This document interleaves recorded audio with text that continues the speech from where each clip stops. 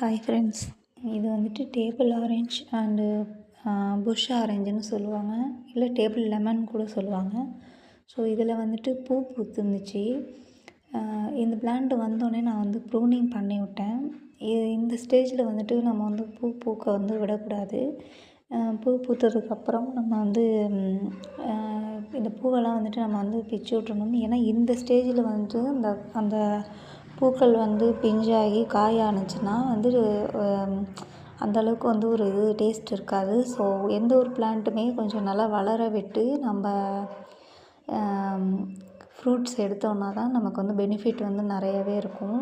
So இதோட பூ வந்துட்டு பார்த்திங்கன்னா நல்ல ஒரு மைல்டான ஒரு ஸ்மெல் இருந்துச்சு. அதே மாதிரி நல்லா புது தளிர்களும் நல்லா வர ஸ்டார்ட் ஆகிடுச்சு. ஸோ பிளான்ட் வந்து எந்த ஒரு ப்ராப்ளமும் இல்லாமல் நல்லா க்ரோத் ஆகுது. இது வந்து பார்த்திங்கன்னா ஸ்வீட் லெமன். இதுவுமே வந்துட்டு பூ பூத்து வந்து எல்லாமே கொட்ட ஸ்டார்ட் ஆகிடுச்சு.